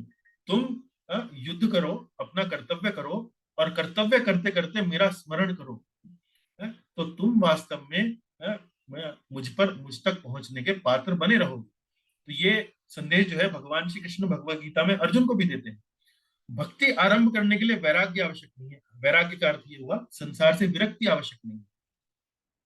वास्तव में अत्यधिक वैराग्य भक्ति मार्ग में रुकावट हो सकता है। यदि कोई व्यक्ति बहुत अति वैरागी हो जाए, अति वैरागी मतलब भक्ति में हम क्या बताते हैं? भक्ति में हम बताते हैं अपनी इंद्रियों को भगवान की सेवा में लगाना, अपनी इंद्रियों को भगवान की सेवा में लगाना। और कोई अपनी इंद्रियों को भगवान की सेवा में लगाने में, मान लीजिए मैं कभी किसी व्यक्ति को कहूँ कि जी थोड़ा सा भजन कर लीजिए, थोड़ा कीर्तन कर लीजिए, या भगवान के लिए माला जो है वो बना दीजिए, या ये कर दीजिए, वो कर दीजिए, अनेक अनेक कार्यकलाप होते हैं भक्ति के। और यदि कोई व्यक्ति बहुत ज्यादा वैरागी है, विरक्त है, वो कहेगा कोई हम इन चक्करों में नहीं पड़ते हैं, हम तो बिल्कुल वैराग ले चुके हैं, हम तो बिल्कुल संसार से एक तरह से दूर हो चुके हैं। तो अत्यधिक वैराग्य भक्ति के मार्ग में रुकावट हो सकता है, क्योंकि भक्ति के मार्ग में हम क्या करते हैं, अपनी इंद्रियों को भगवान की सेवा में लगाते हैं। और जो वैरागी हो जाता है वो अपनी इंद्रियों को हर प्रकार के कार्यों से दूर रखने का प्रयास करता है, अपनी इंद्रियों को वो इंद्रियों का शमन करता है, इंद्रियों को दबाता है। तो अत्यधिक वैराग्य भक्ति के मार्ग में रुकावट हो सकता है। यदि हम भावनात्मक एवं इंद्रिय विषयक गतिविधियों की अत्यधिक अनासक्त हैं, तो हम भक्ति करने के प्रति उन्मुख नहीं होंगे, क्योंकि भक्ति में हम भावनाओं का एवं इंद्रियों का उपयोग करते हैं। तो वैरागी जो लोग होते हैं वो अपनी भावनाओं का एक प्रकार से निरोध करते हैं, एक प्रकार से उनका दमन करते हैं, एक प्रकार से उन्हें दबाते हैं, और अपनी इंद्रियों को किसी भी कार्यकलाप में लगाने से वो पीछे हटते हैं। लेकिन भक्ति में हम क्या करते हैं, हम भावनाओं का भी प्रयोग करते हैं, हम अपनी इंद्रियों का भी प्रयोग करते हैं। और इस प्रकार से यदि कोई वैरागी है, बहुत अत्यधिक वैरागी है, तो वास्तव में वो भक्ति नहीं कर पाता है, वो भक्ति नहीं कर पाता। तो क्या वैराग्य का होना भक्ति के लिए आवश्यक है? नहीं, नहीं। आप अगर वैरागी नहीं है, पूर्ण रूप से वैरागी नहीं है, तो आप भक्ति के लिए पात्र हैं, जैसा कि हमने पिछली स्लाइड में पढ़ा। क्या? ना अति आसक्तो ना वैराग्य भाग। चलिए आगे चलते हैं। अब हम श्रीमद् भागवत से, श्रीमद् भागवत के 11वें स्कंद के 20वें अध्याय के 8वें श्लोक के माध्यम से अब हम देखेंगे कि वैधि साधन भक्ति के लिए योग्यता क्या है। और ये परिभाषा कौन दे रहे हैं? ये परिभाषा दे रहे हैं स्वयं भगवान श्री कृष्ण। तो 11वां स्कंद जो श्रीमद् भागवत का है वो भगवान श्री कृष्ण और उद्धव जी के बीच में संवाद है। आपने संभवतः उद्धव गीता के नाम से एक ग्रंथ का नाम सुना हो। तो उद्धव गीता जो है वो वास्तव में श्रीमद् भागवत के 11वें स्कंद में आती है। ये भगवान श्री कृष्ण और उद्धव जी के बीच में एक संवाद है। भगवान श्री कृष्ण जब इस धराधाम को छोड़ने वाले थे, जब इस धराधाम से जाने वाले थे, तब उस जाने से पहले उनका उद्धव जी से एक संवाद हुआ था, जिसको उद्धव गीता के नाम से जाना जाता है। उसी उद्धव गीता में भगवान श्री कृष्ण वैधि साधन भक्ति के लिए योग्यताएं जो है वो बता रहे हैं। वो योग्यताएं क्या हैं? पढ़ते हैं। यद्रच्छया मत कथादौ जात श्रद्धस्तु यह पुमान, ना निर्विण्णो नातिसक्तो भक्ति योगस्य सिद्धिदाः, ना निर्विण्णो नातिसक्तो भक्ति योगस्य सिद्धिदाः। देखिए अलग अलग करके समझेंगे। यद्रच्छया मत कथादौ, यद्रच्छया, यद्रच्छया मतलब यदि कहीं कोई सौभाग्यवश, आप देखिए बड़ी समानता है इस परिभाषा में और जो अभी परिभाषा हमने थोड़ी देर पहले पढ़ी, दोनों में बड़ी समानता है। यद्रच्छया, यद्रच्छया अर्थात यदि कहीं कोई सौभाग्यवश मत कथादौ, मेरी महिमा के सुनने तथा कीर्तन करने में श्रद्धा उत्पन्न कर लेता है। जात श्रद्धस्तु यह पुमान, पुमान मतलब कोई व्यक्ति, यदि कोई व्यक्ति सौभाग्यवश यद्रच्छया मेरी महिमा के सुनने तथा कीर्तन करने में, मत कथादौ मेरी महिमा के सुनने तथा कीर्तन में, जात श्रद्धस्तु श्रद्धा उत्पन्न कर लेता है। और फिर क्या? ना निर्विण्णो ना अतिसक्तो, और जो भौतिक जीवन से ना तो अत्यधिक उबा रहता है और ना अत्यधिक आसक्त रहता है। ना निर्विण्णो, ना निर्विण्णो, निर्विण्णो मतलब वैरागी या उबना, जो भौतिक जीवन है उससे उबना, और जो भौतिक जीवन से ना तो अत्यधिक उबा रहता है, ना निर्विण्णो, और ना अत्यधिक आसक्त रहता है, ना अति सक्तो भक्ति योगस्य सिद्धिदाः। तो ऐसे व्यक्ति को मेरी प्रेमा भक्ति के मार्ग द्वारा सिद्धि प्राप्त करनी चाहिए। तो ऐसे व्यक्ति को मेरी प्रेमा भक्ति के मार्ग द्वारा सिद्धि प्राप्त करनी चाहिए। तो श्री कृष्ण के अनुसार वैधि साधन भक्ति के लिए योग्यता श्रीमद् भागवत के 11वें स्कंद में इसकी परिभाषा दी गई। तो रूप गोस्वामी जी की शैली क्या है? रूप गोस्वामी जी सबसे पहले अपनी बात रखते हैं आगे, जो कि उन्होंने यहाँ पर 14वें श्लोक में यहाँ पर के वैदिक भक्ति का अधिकारी कौन है, वैदिक भक्ति का पात्र कौन है, यहाँ पर उन्होंने एक श्लोक दिया। उसके बाद अपनी बात को वेदों के निष्कर्ष के अनुसार स्थापित करने के लिए उन्होंने प्रमाण दिया। प्रमाण कहां से दे रहे हैं? श्रीमद् भागवत से। श्रीमद् भागवत से वही प्रमाण, वही उसी प्रकार की परिभाषा जैसा कि भगवान श्री कृष्ण ने उद्धव जी को 11वें स्कंद में भागवत में बताई है। तो उसमें भी वही 2-3 बातें हैं।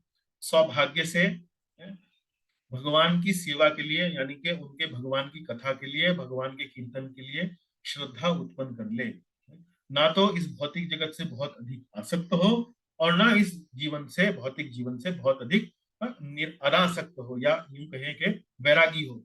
तो ऐसा व्यक्ति जो है वो भगवान की प्रेमा भक्ति के मार्ग द्वारा सिद्धि प्राप्त कर सकता है, या उसे करना चाहिए। अब उसी श्रीमद् भागवत में आगे, ये तो 20वें अध्याय का 8वां श्लोक था, लेकिन उसी 20वें अध्याय में 27वें और 28वें श्लोक में, क्षमा कीजिए यहाँ 288 नहीं है, ये 28 है। 27वें और 28वें श्लोक में भगवान श्री कृष्ण वैदिक भक्ति के साधक के गुणों की व्याख्या करते हैं। तो मैं आग्रह करूंगा निधि माता जी, क्या आप जो यहाँ स्लाइड पर आप देख सकती हैं, इसमें संस्कृत छोड़ दीजिए, संस्कृत के बाद यहाँ एक एक पंक्ति जो लिखी है इसको जरा सा पढ़िए जी। जी। मेरे यश की कथाओं में श्रद्धा उत्पन्न करके अगला। सारे भौतिक कार्यों से ऊबकर, यह जानते हुए कि सभी प्रकार की इंद्रिय तृप्ति दुखदायी हैं, किंतु इंद्रिय भोग त्याग पाने में असमर्थ, मेरे भक्त को चाहिए कि वह सुखी रहे और मेरी पूजा करे अत्यंत श्रद्धा तथा पूर्ण विश्वास के साथ, कभी कभी इंद्रिय भोग में लगे रहते हुए भी। मेरा भक्त जानता है कि समस्त प्रकार की इंद्रिय तृप्ति का परिणाम दुख है और वह ऐसे कार्यों के लिए सच्चे दिल से पश्चाताप करता है। जी, तो यहाँ देखिए, यहाँ पर बहुत स्पष्ट रूप से भगवान श्री कृष्ण वैदिक भक्ति के साधक के गुण बता रहे हैं। क्या? जात श्रद्धो मत कथासु, जात श्रद्धो मत कथासु मतलब मेरे यश की कथाओं में श्रद्धा उत्पन्न करके। भगवान की जो कथाएं हैं श्रीमद् भागवत में दी गई हैं, अनेक अनेक ग्रंथों में दी गई हैं, रामायण में दी गई हैं, और भी अनेक ग्रंथों में दी गई हैं, मेरी कथाओं में श्रद्धा उत्पन्न करके। तो भगवान की जो कथाएं हैं उनमें उसकी श्रद्धा है, पहला गुण। निर्विण्ण सर्व कर्मसु, सारे भौतिक कार्यों से ऊबकर। अब वो ये व्यक्ति जानने लगता है, दूसरा गुण क्या है, कि जो भौतिक क्रियाकलाप हैं ये वास्तव में मेरा कल्याण नहीं करने वाले, उनसे एक प्रकार की ऊब, एक प्रकार की, एक तरीके से जिसे कहते हैं डिस्टेस्ट, उनसे एक प्रकार से जिसे कहते हैं कि दूरी बनाने रखने की उसकी एक इच्छा जो है मन में उसके उत्पन्न हो जाती है। सारे भौतिक कार्यों से ऊबकर। फिर वेद दुखात्मकान कामान, यह जानते हुए कि सभी प्रकार की इंद्रिय तृप्ति दुखदायी है। उसके मन में ये बात स्पष्ट हो चुकी है कि ये जो बहुत अधिक धन कमाना, बहुत अधिक जो इंद्रिय तृप्ति है, बहुत अधिक ये जो सुख संपत्ति को भोगने की ये जो तृष्णा है, ये वास्तव में दुखदायी है, इससे कुछ हासिल होने वाला नहीं। अंततोगत्वा वास्तव में अगर मैं सोचता हूँ या मैं सोचती हूँ कि बहुत अधिक धन होगा, बहुत बड़ा घर होगा, बहुत बड़ा बंगला होगा, बहुत मेरे अंदर पावर होगी, शक्तियां होगी, समाज में बहुत बड़ा नाम होगा, ये वास्तव में मुझे सुख देने वाले हैं, ये बात सत्य नहीं है। वास्तव में ये मुझे सुख नहीं देने वाले। परम सुख तो वास्तव में भगवान की सेवा में ही मुझे मिल सकता है। ये बात किसी व्यक्ति को यदि स्पष्ट होने लगे, यह जानते हुए भी कि सभी प्रकार की इंद्रिय तृप्ति दुखदायी है, ये तीसरा गुण है। किंतु इंद्रिय भोग त्याग पाने में असमर्थ, जानता है कि दुखदायी है, लेकिन पूर्व जन्म के जो संस्कार हैं वो अभी भी इतने बने हुए हैं कि छोड़ नहीं पा रहा है।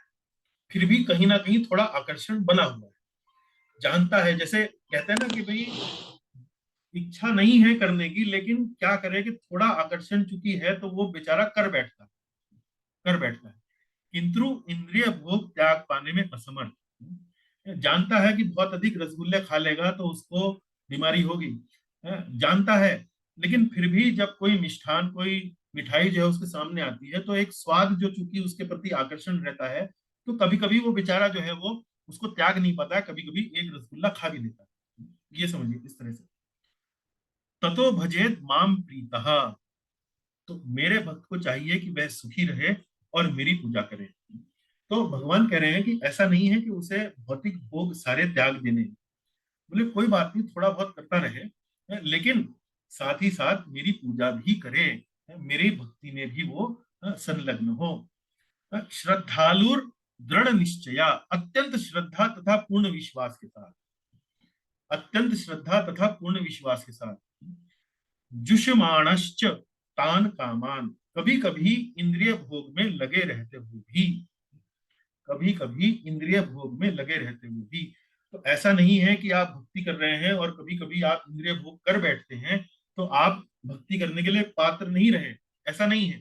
तो कभी कभी इंद्रिय भोग में लगे रहते हुए भी अत्यंत श्रद्धा तथा पूर्ण विश्वास के साथ मेरे भक्त को चाहिए कि वह सुखी रहे और मेरी पूजा करे। लेकिन अब यहां भगवान ने छूट दे दी है, छूट दे दी है कि कभी कभी इंद्रिय भोग में लगे रहते हुए भी, ये छूट दी है भगवान ने, लेकिन इसका अर्थ ये नहीं है कि लाइसेंस है, इसका अर्थ ये नहीं है कि हमें इंद्रिय भोग भी करते रहना है और भक्ति भी करते रहना है, नहीं। इसका अर्थ ये है कि चूंकि हम नहीं कर पा रहे हैं तो कभी कभी चूंकि हम कर बैठते हैं, तो इसका मतलब ये नहीं है कि हम भक्ति के पात्र नहीं रहे, लेकिन इसका मतलब ये नहीं है कि हमें सदैव इसी मानसिकता से आगे बढ़ना है। हमें प्रयासरत रहना है, हमें प्रयासरत रहना है कि वह वैराग्य हमारे अंदर भीतर धीरे धीरे वो विकसित हो। मेरा भक्त जानता है कि समस्त प्रकार की इंद्रिय तृप्ति का परिणाम दुख है, और वह ऐसे कार्यों के लिए सच्चे दिल से पश्चाताप करता है। तो कभी कभी ये जो भक्त जो है, जब वो इंद्रिय भोग कर बैठता है, क्योंकि उसका आकर्षण है वो नहीं रोक पाता, इंद्रिय भोग कर बैठता है, तो मन में, उसके हृदय में पश्चाताप का भाव आना चाहिए, पश्चाताप का भाव आना चाहिए। मान लीजिए आज सवेरे मैं जल्दी से उठ नहीं पाया अपनी मंगल आरती करने के लिए या अपना नाम जप करने के लिए, मैं सही समय पर नहीं उठता, तो उठते समय मन में एक पश्चाताप का भाव रहना चाहिए कि भगवान का आदेश था, गुरुजनों का आदेश था कि जल्दी उठना है, लेकिन क्या करूं, नहीं हो पाया, नहीं उठ पाया। तो मन में एक पश्चाताप का भाव जो है वो होना चाहिए। ये नहीं कि भगवान ने तो कह रखा है कि जी थोड़ा बहुत इंद्रिय भोग चलता है, तो आज मैं अगर थोड़ा लेट भी उठ गया तो चलेगा, नहीं, ये भावना नहीं होनी चाहिए। मन में भावना होनी चाहिए कि पश्चाताप, भगवान का आदेश था, गुरुजनों का आदेश था, नहीं कर पाया, मन में पश्चाताप, ऐसा होना नहीं चाहिए। आगे भी प्रयास करूंगा, नहीं हो, और फिर वो भक्ति अपना करता रहे, भगवान का नाम जप करता रहे, भगवान की भक्ति करता रहे। तो ये वैदिक भक्ति के साधक के गुणों की व्याख्या श्रीमद् भागवत के 20वें अध्याय के 27वें 28वें श्लोक में भगवान इस प्रकार से उद्धव जी को बड़ा स्पष्ट रूप से, बड़ा विस्तार से, एक एक छोटी छोटी बारीकी पर आप ध्यान दीजिए। मेरे यश की कथाओं में श्रद्धा उत्पन्न करके, सारे भौतिक कार्यों से ऊब कर, ऊब कर मतलब बहुत ज्यादा आकर्षण नहीं है, लेकिन यह भी जानते हुए कि सभी प्रकार की इंद्रिय दुखदाई है, किंतु इंद्रिय भोग त्याग पाने में असमर्थ, मेरे भक्त को चाहिए कि वह सुखी रहे, मेरी पूजा करे अत्यंत श्रद्धा पूर्ण विश्वास के साथ। कभी कभी इंद्रिय भोग में लगे रहते हुए भी मेरा भक्त जानता है कि समस्त प्रकार की इंद्रिय तृप्ति का परिणाम दुख है, और वह ऐसे कार्यों के लिए सच्चे दिल से पश्चाताप करता है। दुखो दकार, दुखो दरकांच गरहयन, दुखो दरकांच गरहयन। तो ये देखिए, इस तरह से आप समझ जाइए कि वैधि भक्ति करने के पीछे हमारा जो मनोभाव है, जो हमारी चेतना है, वो किस प्रकार की होनी चाहिए। वैराग्य पूर्ण रूप से वैरागी ना हो, पूर्ण रूप से आसक्त ना हो, बीच में हो। लेकिन बीच में होने का मतलब ये नहीं है कि वो उसको इंद्रिय भोग करने का उसको लाइसेंस मिल गया, नहीं। ये बीच में होने का मतलब ये है कि धीरे धीरे भगवान की भक्ति करे, धीरे धीरे वैराग्य उत्पन्न करे और आगे बढ़े, ये उसका उद्देश्य है। तो आशा है आपको बात समझ में आई होगी। उसके बाद हम चलते हैं आगे। अब ये तो हमने वैदिक भक्ति के लिए पात्रता, इसका हमने अभी भगवान के अनुसार, श्री रूप गोस्वामी जी के अनुसार ये पढ़ा कि उनके लिए पात्रता क्या है।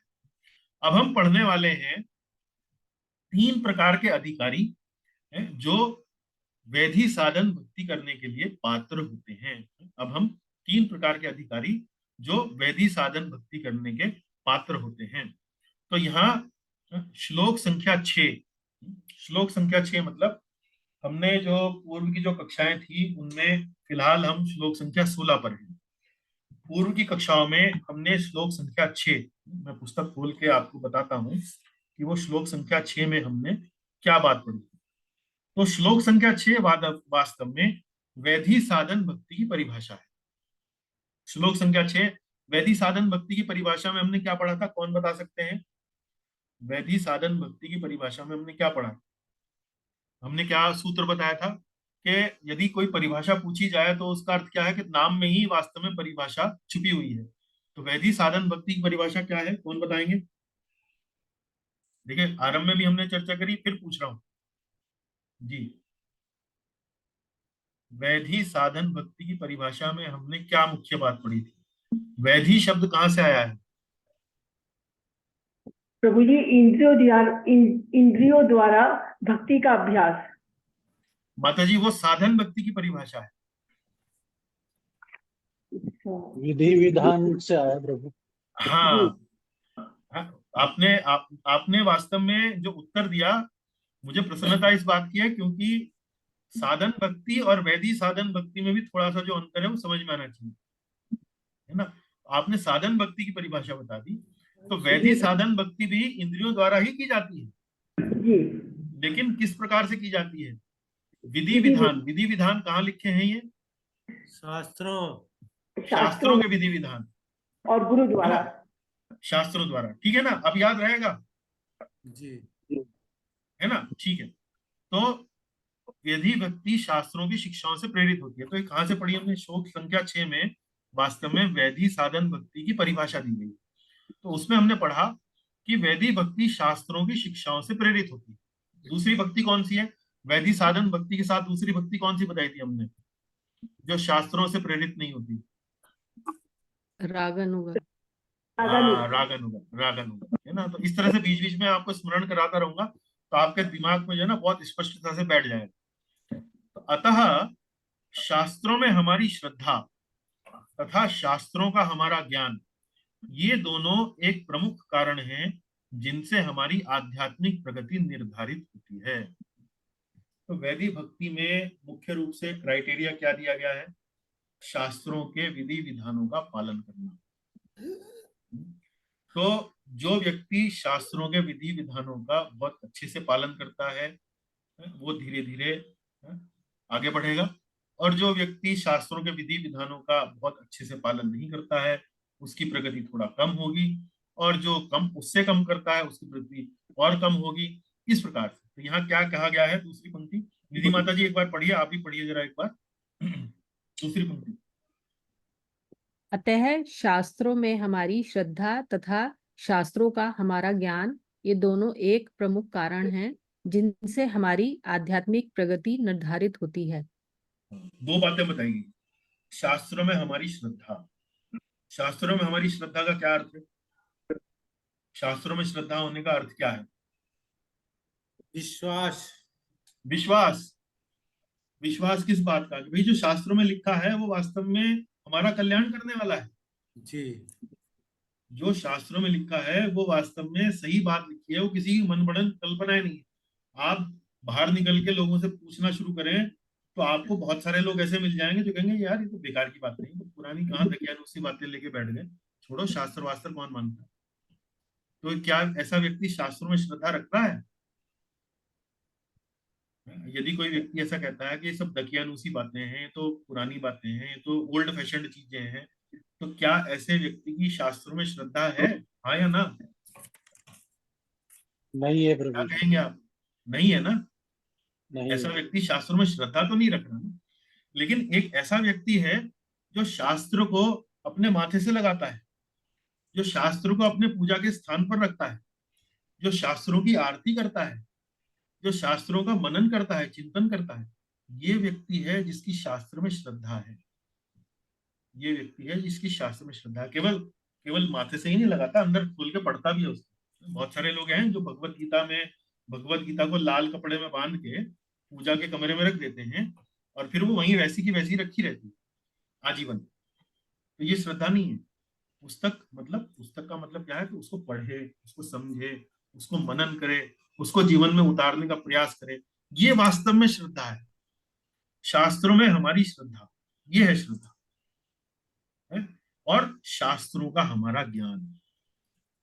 जब पढ़ेगा तो ज्ञान भी होगा, जब उस पर मनन करेगा तो उसको समझेगा भी, उस पर चलने का प्रयास करेगा। तो इसी प्रकार से भगवान देखते हैं कि कौन व्यक्ति शास्त्रों को लेकर गंभीर है। तो ये गंभीरता हुई, शास्त्रों के प्रति गंभीरता। तो शास्त्रों में हमारी श्रद्धा तथा शास्त्रों का हमारा ज्ञान, ये दोनों एक प्रमुख कारण है जिनसे हमारी आध्यात्मिक प्रगति निर्धारित होती है।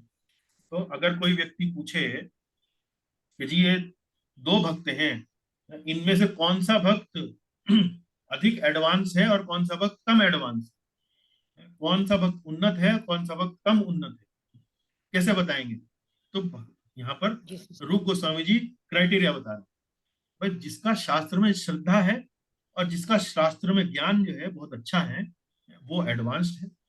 और जिसकी शास्त्र में श्रद्धा इतनी नहीं है और जिसका शास्त्र का ज्ञान ढीला है, वो थोड़ा कम एडवांस्ड। समझ गए? आप समझे मेरी बात? रविंद्र प्रभु जी, बात समझ में आती है? जी जी प्रभु जी। तो दो क्राइटेरिया कौन से हुए बताएं? शास्त्रों में शास्त्रों का एक श्रद्धा होनी चाहिए और उसके बाद जब वो पढ़ेंगे तो ज्ञान भी होगा, तो दोनों ज्ञान भी होना चाहिए, है ना? तो श्रद्धा मतलब शास्त्रों में आस्था कितनी है। और शास्त्रों में आस्था ही नहीं, केवल आस्था ही नहीं, शास्त्रों का ज्ञान भी आवश्यक है। केवल आस्था आस्था चिल्लाते रहने से काम नहीं चलेगा, उसको पढ़ना, उसका मनन करना, उसका स्मरण करना। इसी कारण से हमारा जो मुख्य जो उद्देश्य है इन कक्षाओं के प्रति, वो आपको शास्त्रों का ज्ञान देना है। शास्त्रों के ज्ञान को लेकर आपको गंभीर बनाना है। जो आप सामान्य रूप से जो आध्यात्मिक जीवन आप वैदिक संस्कृति में या सनातन संस्कृति में आप देखते हैं, आपको ऐसे बहुत सारे व्यक्ति मिल जाएंगे जो बहुत आध्यात्मिक है ना, लेकिन ना तो शास्त्रों को पढ़ते हैं ना शास्त्रों का ज्ञान है, लेकिन ऊपर से दिखाने में बहुत अधिक धार्मिक हैं या धर्म का पालन करते हुए दिखाई देते हैं। लेकिन रूप गोस्वामी जी की परिभाषा एकदम स्पष्ट है कि वास्तव में जो व्यक्ति शास्त्रों में प्रगाढ़ श्रद्धा रखे हुए है और जिसका शास्त्रों का ज्ञान अच्छा है, वही वास्तव में एक उन्नत भक्त कहा जाता है, एडवांस डिवोटी कहा जाता है। तो शास्त्रों में श्रद्धा के अनुसार 3 प्रकार के भक्त बताए गए जो वैधि साधन भक्ति करने के लिए योग्य है। कौन कौन से हैं ये? उत्तम, मध्यम और कनिष्ठ अधिकारी। उत्तम अधिकारी, मध्यम अधिकारी और कनिष्ठ अधिकारी। तो ये बात समझ में आती है निधि माता जी? जी जी जी। तो शास्त्रों में श्रद्धा और शास्त्रों का हमारा ज्ञान। तो इसीलिए हम बार बार इस बात पर बल देते हैं कि जो हम प्रश्नोत्तरी प्रेषित करते हैं, तो भक्तगण जो है वो उनको थोड़ा गंभीरता से लें, उनको थोड़ा समझने का थोड़ा समय निकाल पर उनके ऊपर मनन करें, उनके ऊपर चिंतन करें, उनको याद करने का प्रयास करें। इसलिए हम लोग ये बात आपको बताने का प्रयास करेंगे। ठीक है, आगे चलते हैं। अब ये 3 भक्तों की परिभाषाएं जो है वो दी गई हैं। उत्तम अधिकारी की परिभाषा पढ़ेंगे पहले।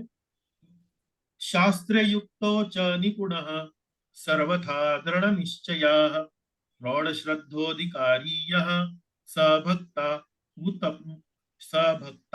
उत्तमो मतः स भक्ता उत्तमो मतः। जो भक्त शास्त्र के आधार पर तर्क प्रस्तुत करने में अतीव पटु होता है।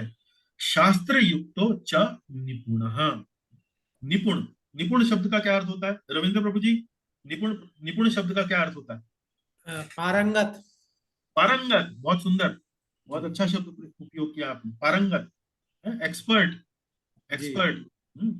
शास्त्र युक्तो, शास्त्र की युक्ति में शास्त्र के तर्कों में, भक्त शास्त्र के आधार पर तर्क प्रस्तुत करने में निपुण है, अतीव पटु है, पटु पटु मतलब एक्सपर्ट है, सर्वथा दृढ़ निश्चय और पूर्ण विवेक के साथ अपने निष्कर्ष प्रस्तुत कर सकता है।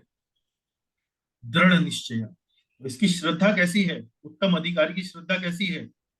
दृढ़ निश्चय, इसका निश्चय जो है दृढ़ है और पूर्ण विवेक के साथ अपने निष्कर्ष को प्रस्तुत कर सकता है।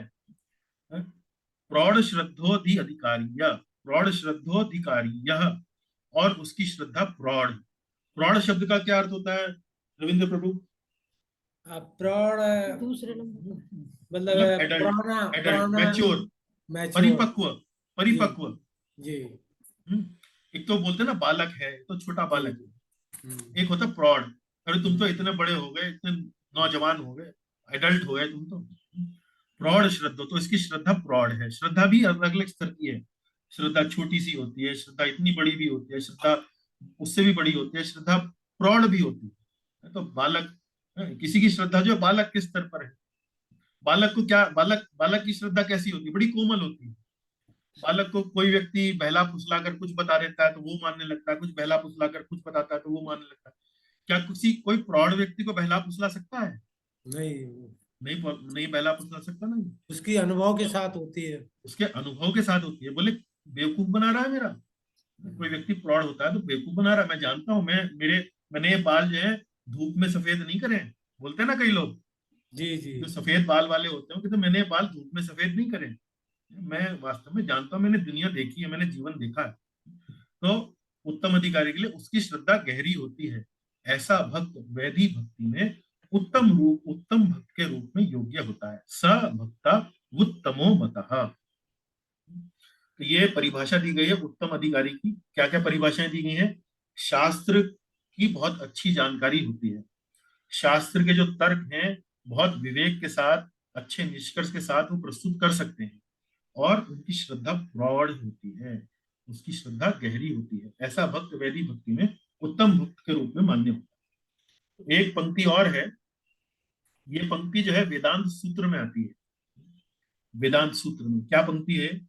श्रुतेस्तु शब्द मूलत्वात्, श्रुतेस्तु शब्द मूलत्वात्। तो वेदांत सूत्रों में छोटे छोटे सूत्र दिए गए। तो दूसरे स्कंद के पहले अध्याय के 27वें श्लोक में क्या बताया गया? श्रुतेस्तु शब्द मूलत्वात्, अर्थात भगवान को केवल शास्त्रों के माध्यम से ही समझा जा सकता है।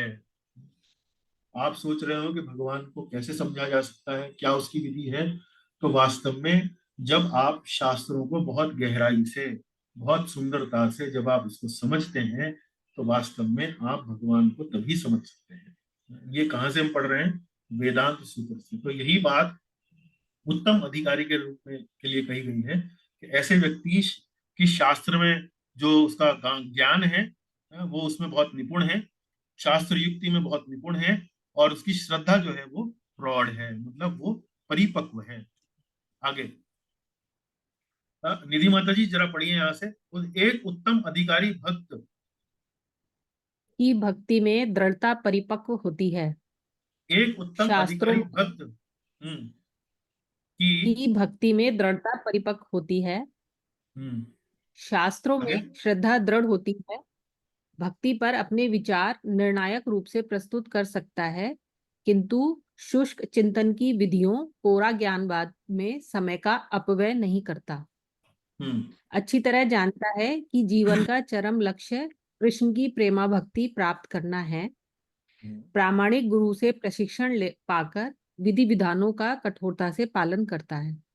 ठीक है, तो उत्तम अधिकारी भक्त की विशेषताएं जो है यहाँ दी गई। एक उत्तम अधिकारी भक्त भक्ति में दृढ़ता उसकी जो है परिपक्व होती है, शास्त्रों में श्रद्धा दृढ़ होती है, भक्ति पर अपने विचार निर्णायक रूप से प्रस्तुत कर सकता है, कोरे ज्ञानवाद में अपना समय बर्बाद नहीं करता है, अच्छी तरह से जानता है कि जीवन का चरम लक्ष्य कृष्ण की प्रेमा भक्ति प्राप्त करना है, प्रामाणिक गुरु से प्रशिक्षण पाकर विधि विधानों का कठोरता से पालन करना। चलिए, ये तो उत्तम अधिकारी हो।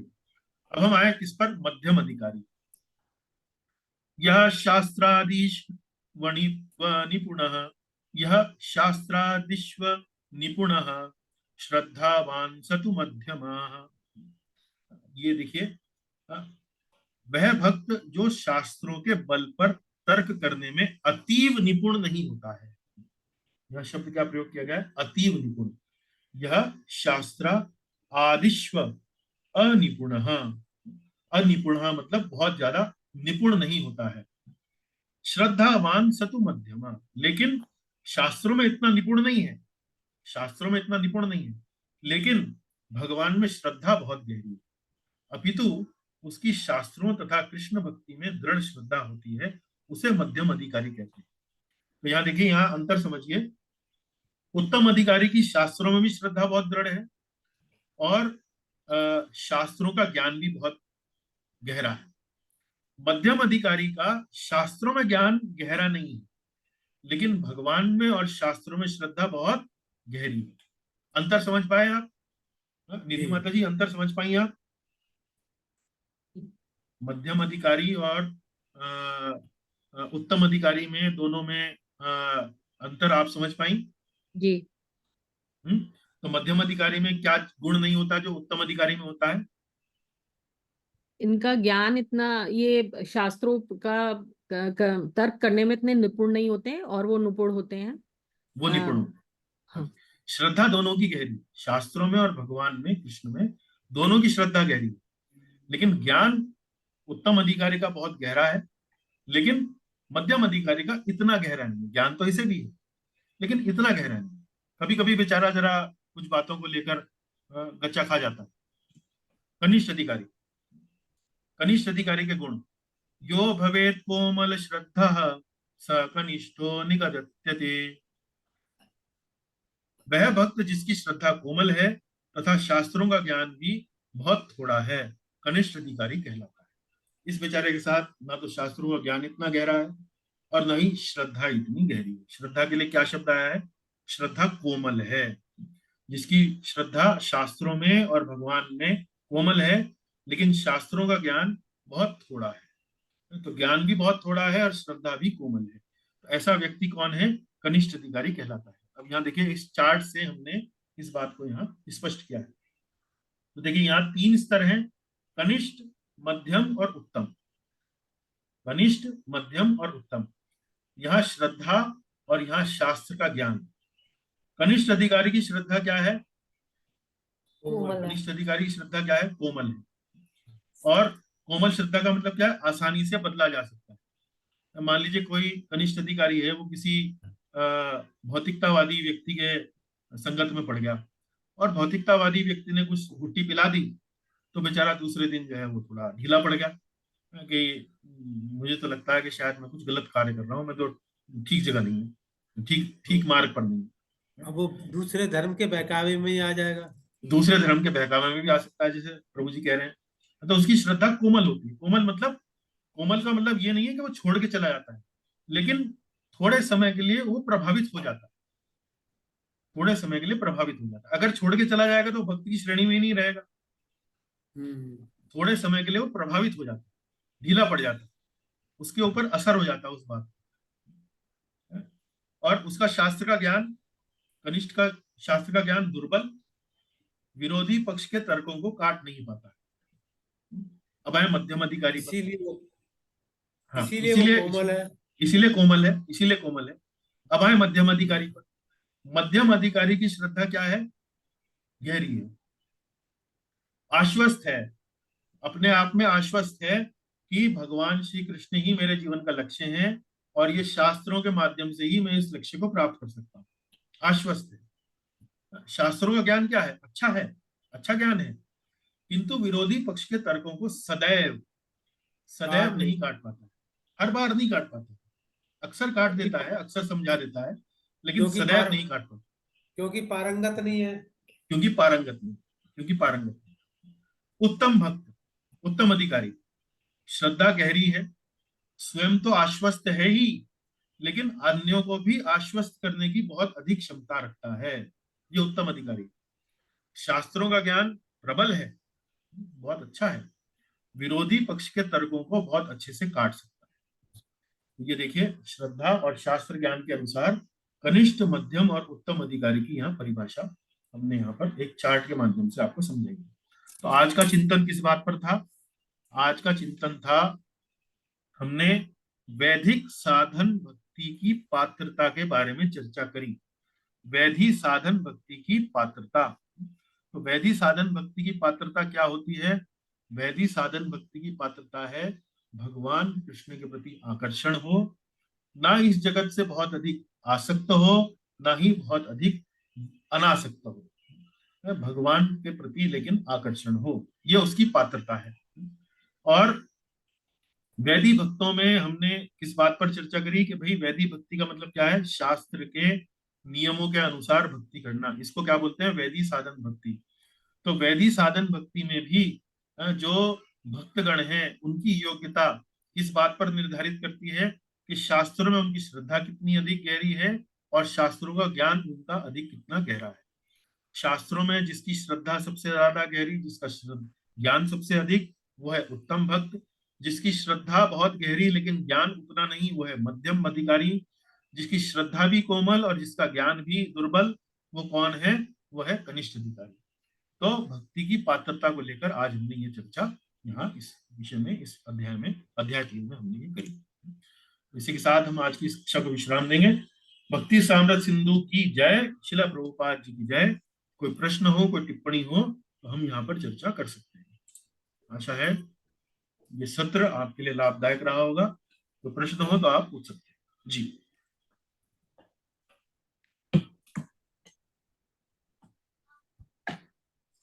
चलिए रविंद्र प्रभु से शुरू करते हैं। प्रभु जी समझ में आया? जी प्रभु जी, बहुत अच्छा। चलिए बहुत बहुत धन्यवाद, आपका भाग लेने का भी बहुत बहुत धन्यवाद। निधि माता जी स्पष्ट हुआ? जी प्रभु जी। चलिए मंजू माता जी? प्रभु जी बहुत अच्छा लगा, लेकिन मैं इसको घर में रिपीट करूंगी सब कुछ, तो वो ऐसे सब क्लियर है एकदम, लेकिन उसको दोबारा पढ़ना बहुत जरूरी है। चलिए बहुत सुंदर, बहुत बढ़िया, सुंदर आपने समझाया, बहुत अच्छा लगा। चलिए बहुत अच्छी बात है। चलिए फिर 3 हमारे छात्रों ने, हमारे कक्षा के भक्तों ने अनुमोदन किया है, तो मैं समझता हूँ कि अन्य भक्तों को भी समझ में आया होगा। फिर भी किसी कारण से समझ में ना आया हो तो आप अपने प्रश्न पूछने के लिए हिचकिचाए नहीं, निसंकोच आप प्रश्न पूछें। व्हाट्सएप पे लिख सकते हैं, फोन कर सकते हैं, कक्षा में पूछ सकते हैं।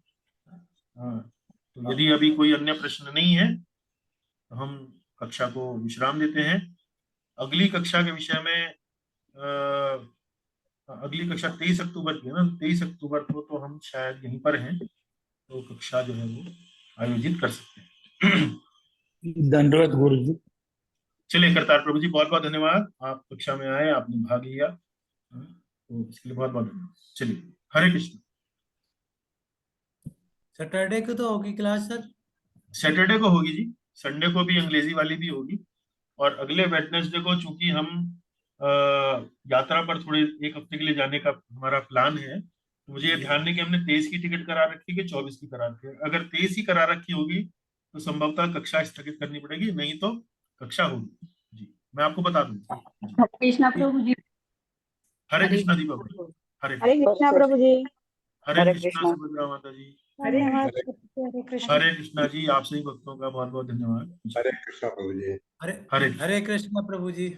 हरे कृष्ण जी।